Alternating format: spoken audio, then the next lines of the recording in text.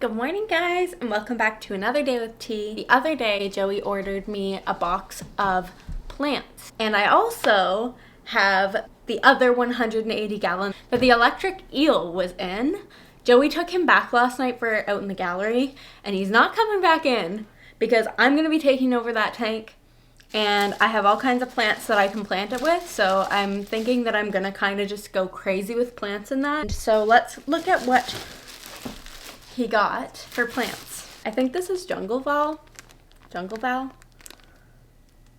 I'm gonna put in the back of the ropefish cube. It'll grow nice and tall back there. We also have here some Rotella rotundifolia. He got me a couple of the easy plant packages, which includes these banana plants. They're super cute. Ruffle sword. Anubias Kirin large, so a different type of Anubias than we usually have. Limnophila sessiliflora. Sorry about my name pronunciation, guys. I'm not very good at these plant names. That's actually a really cool one. Anubias Kirin mini. So a mini leaf version of the Anubias. It's like Anubias that we normally have here, but it's got like ruffly edges on the leaves. You'll see it better in the aquarium. Anubias petite round. So the Anubias that we normally have here. More Rotella rotundifolia. More of the Limnophila sessiflora.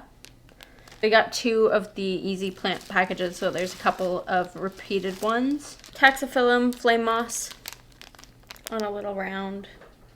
Java moss, shelter one hideout. These are all from Aquascape Room Canada. Frogbit floating plant. And they're my favorite one. They're the big leaf floating plants. More ruffle sword. More Taxiphyllum barbieri Java moss. A little cup of it. Anubias petite round, more of the Anubias we normally have. Storogan repens. I'm really sorry about these names. I know I'm butchering them all. That's cute. Oh my gosh, there's still so much left. Anubias nana golden. More of that name I just butchered. More Java moss in a little cup. More Java moss on these little hideout things. More of the banana plant, which is so cute. And last thing. Java moss shelter 6 hideout. Okay, cool. So they're these logs that the moss can grow over. And that is everything. So I need to get these all down and into the tanks so that we don't lose any of them. So we removed the background that was in here. The eel is outside with me where it belongs. I'm starting to take back all my fish. I'd rather have them in the gallery. Don't at me. At him. We're going to smooth out this substrate.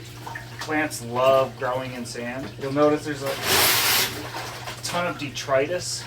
I'm leaving it in there because that's free plant food. But I kind of want to push it around and even it out. We couldn't really do that with the eel in there. So the new scape is going to be really interesting. I'm only doing the heavy lifting, of course. I'm giving Tamara my favorite piece of wood of all time. This used to be in the 2,000 gallon. But it's this massive piece of Malaysian bogwood. However, it's a centerpiece. So based on Tamara's description and what she wants this tank to look like, this will end up being perfect for her. We're going to put it in the tank, put it in the center. Oh damn, there's no way you could have did this. I don't have to do this on my own. I like the gym, but that's a different level of heavy. Actually, probably do something like that. But I'm gonna need rocks to balance it out. How's that look? That looks good. Isn't that awesome? Almost looks like a sunken ship or something. Because if this falls over once the tank is like filled or whatever, that could be disastrous. So we're going to give it some artificial supports. Plus, I know you're clumsy. You're gonna knock into it, which I should probably warn you. Please be careful. I'm careful.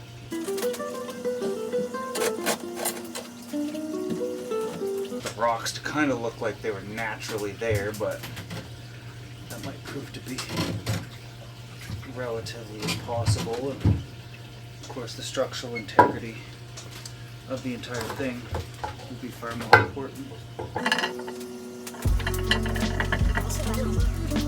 You're not going anywhere.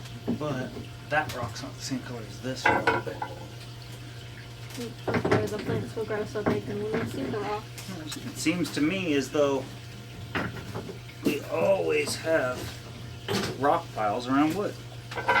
I call it the fireplace scape. You'll notice a lot of scapers do these rock piles around a piece of wood. It just looks like a fireplace to me. So we're going to cover this piece up almost entirely with this other color. I certainly like a rock pile that kind of trails off like that. Okay, that's good. Let's see what that looks like. Yeah, see that? So the rocks are there to be aesthetically good looking, but they're also functional. Now we're going to pour in a substrate with a focus on keeping it around the rocks.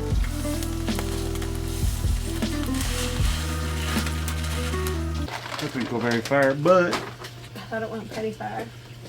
well, you don't need it to be that deep. You only need a couple inches. Oh yeah, you can even put plants among the rocks. Yeah, I want them everywhere. They will. You can still put plants back here, but they better be low light demanding. Plants will go towards the nutrients and where the light source is. But you see how the ends, like maybe a foot on this side and a foot on that side, doesn't have a lot of planted tank soil? Yeah. So just don't plant there. I was gonna put a light on the front and the back. Yeah. You gotta figure out what type of plants you have. Okay, Rotala rotundifolia is a stem plant. The way you plant that, for example, this is one of my favorite plants. I did a high-tech planted aquarium one time, and this stuff will become bushy.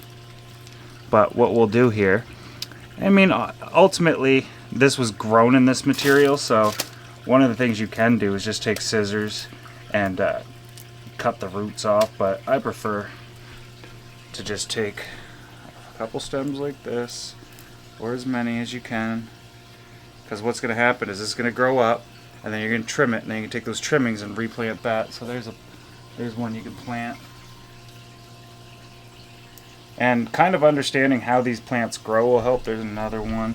You're probably only going to get it. There's tons of stems, but you should probably focus these almost in one area for now until they kind of start growing. There's 2 bags of it.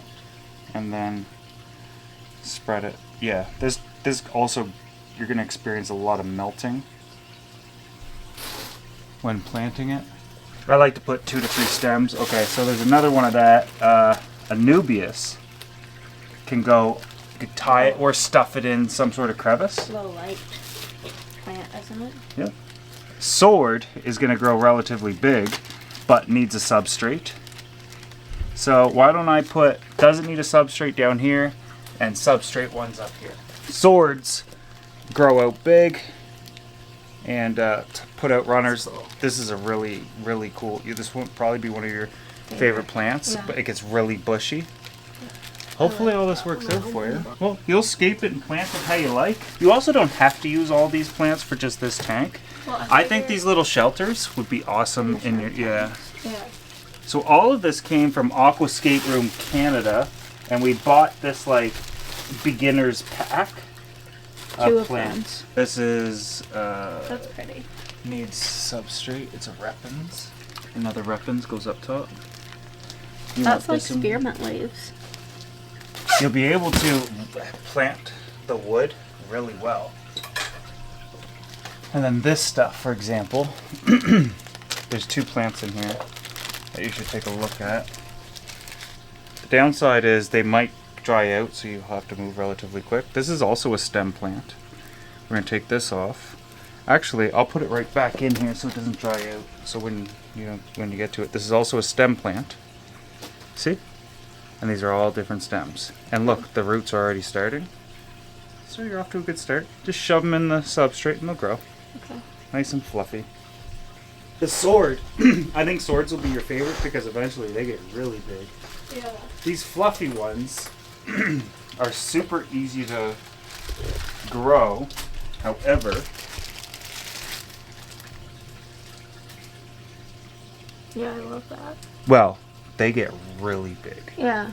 So this one gets really big and fluffy, and so does the Rotala rotundifolia, and they grow similar, so maybe create 2 or 3 groups. This is going to be the same. They're stems. Just make sure you push them down far enough. They don't have rhizomes. They're not like a val or anything like that. You don't have to be too careful.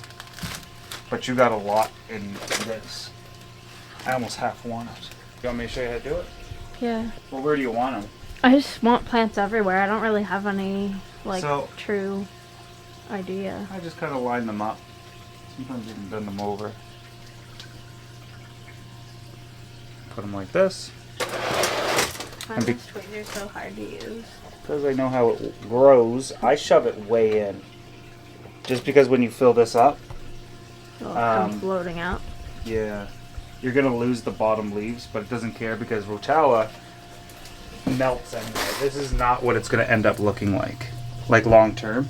I'll show you that little cube tank that I built. It's super cool, and it was just filled with dwarf hairgrass and Rotala rotundifolia. It's one of my favorite plants, but I don't keep it a lot because even though it's a beginner's plant, I find that it does best, as with a lot of plants, really high light and CO2. But I do have a CO2 tank out here if you want to, outside, if you want to run CO2 on it. Now, just because it's laying down over there, you got to also remember that that's going to stand up. Yeah. And if you're like, oh, I've been doing this forever, take some sprinkles of water and do this because dried out plant doesn't bounce back. Typically. So you got a sword. Your sword. Can I do your sword? Sorry, I love this though. You can do it. I don't really know where to put it. A ruffle sword. I've never had success with swords. Technically. It's a stem plant as well. Sort of. Boom. Cool, huh? Yeah. So, you could do this kind of by hand, I guess. That one's fine easier.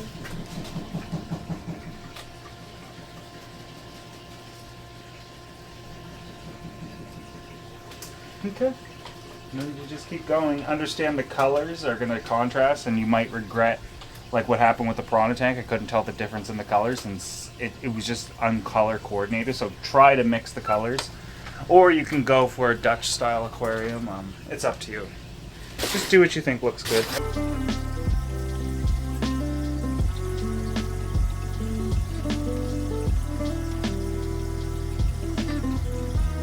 So I just put those little 4 guys in there. That is the Dorogan Repens.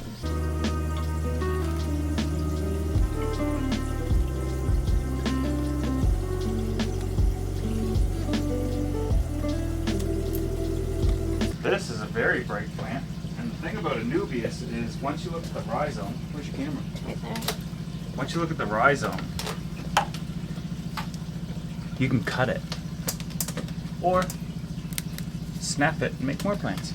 We can use some glue to secure it, but it's going to grow to the wood but all on its own anyway. And watch this. This is gorgeous. Look how green that is.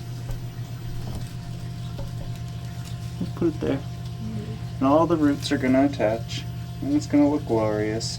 And then just a little bit up, a little higher, just to give it a little bit more depth, to make it look like,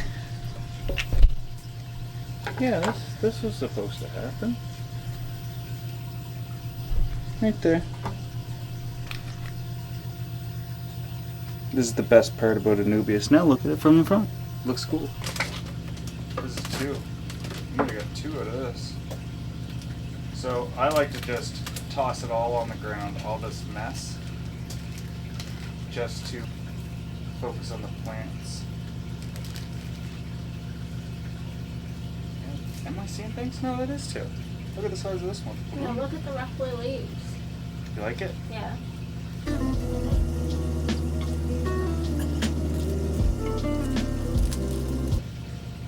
See how I stagger it? Whew.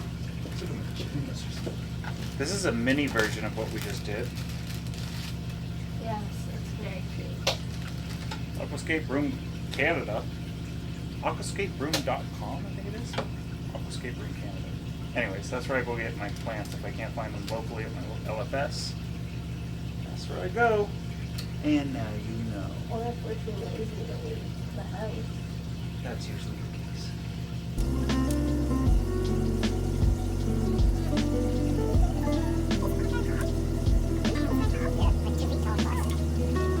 You're not doing it the way I would have did it, but it is your aquarium, and I just want to make sure that your fish tanks are successful.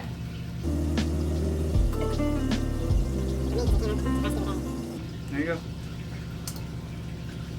I'm the best at making wood look like better wood. Look at that. Alright, so starting to fill this up, and it will take a bit of time.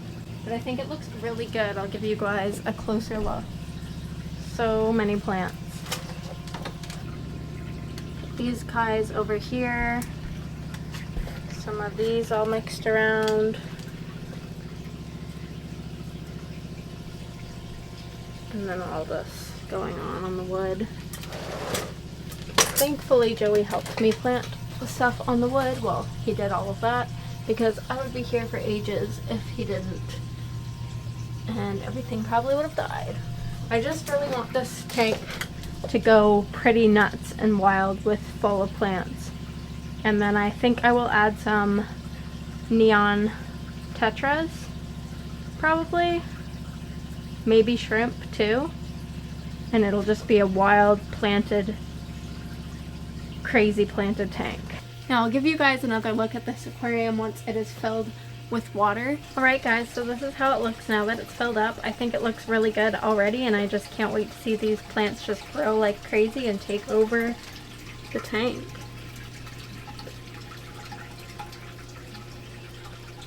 I also added in these plants from my Blue Dream shrimp tank. They were growing quite a bit over the top, so I just took a couple of little pieces, little clippings from there, and popped them in onto this side to give it a little red color on that side. And then these are the plants on the wood.